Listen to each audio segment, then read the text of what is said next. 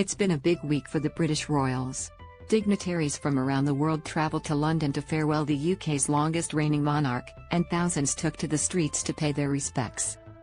Now that Queen Elizabeth II has been laid to rest, there are questions about when King Charles III will officially be crowned. According to reports, the event is expected to take place in May or June 2023.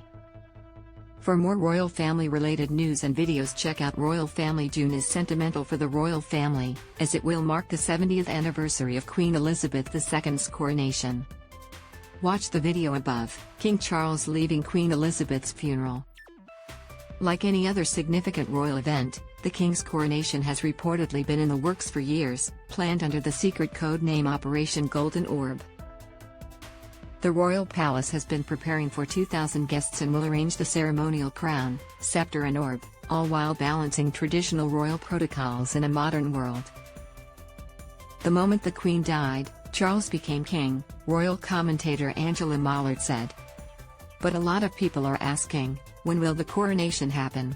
Queen Elizabeth II's coronation. Queen Elizabeth II died on September 8, aged 96, and, although the official mourning period is over, people around the world will continue to commemorate her life. Which is one of the reasons why it may be some time before the king is crowned.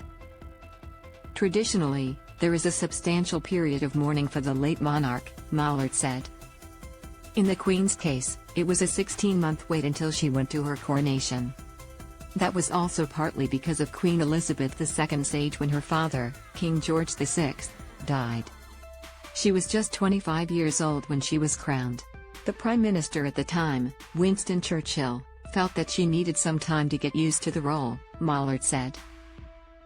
When Elizabeth was crowned in June 1953 at Westminster Abbey, about 8,000 people attended the ceremony. It was the first coronation to be televised, and the only part that wasn't seen on TV was the sacred blessing and consecration of the monarch. This is where they are anointed with oil by the Archbishop of Canterbury. We didn't see that part of the ceremony televised back in 1953, Mollard explained. It was believed that this was such a sacred part of the ceremony that the public shouldn't see it.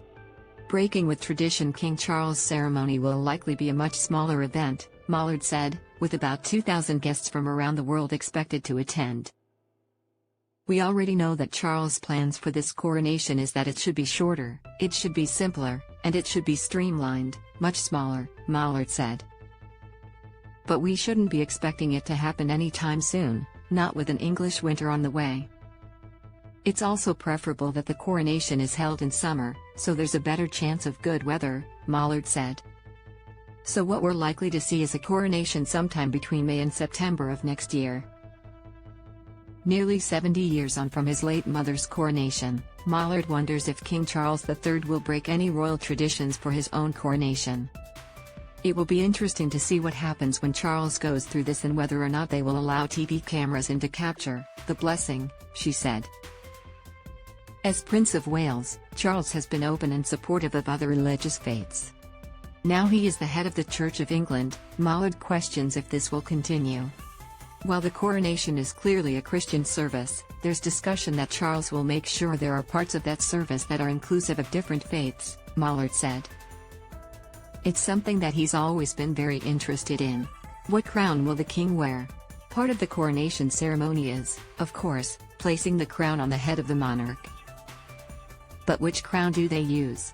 The imperial crown, which was placed on top of the late Queen's coffin, is the main crown used by the monarch for events during their reign, including the opening of Parliament. We saw earlier this year when the Queen wasn't able to attend that event, the crown was placed there on a seat to represent her absence, Mollard said. The imperial crown weighs just over 1 kilogram and is covered in 2,800 diamonds and 4 rubies. There's been multiple iterations of it.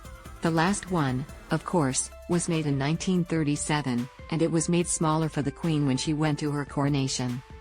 But there is a crown that is only ever seen during coronations, the St. Edward's crown. This is the crown that will be placed on King Charles III's head at his coronation. The last time we saw that was in 1953, Mollard said. So this coronation will be a return to some of those things we haven't seen for 7 decades. The current St. Edward's crown weighs about 2 kilograms and was created in 1661 for King Charles II. It is a replica of the original, which is thought to date back to the 11th century.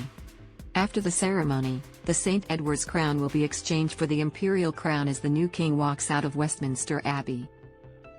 Royal objects retrieved as well as the crowns. There are other royal objects only used for special events, such as coronations, that the royal palace will have to retrieve from their secure display cases at the Tower of London.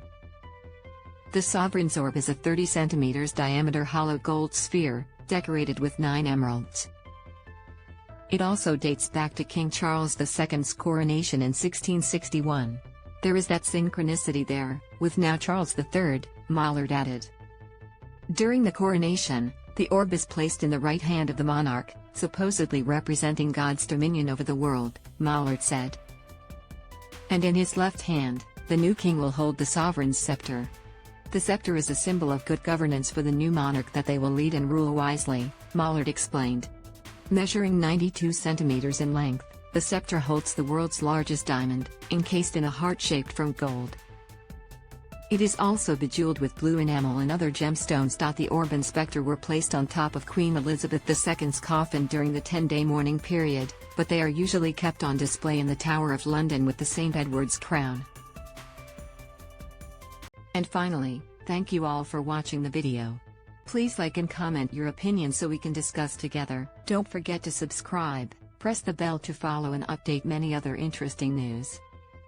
See you in the next videos. Goodbye.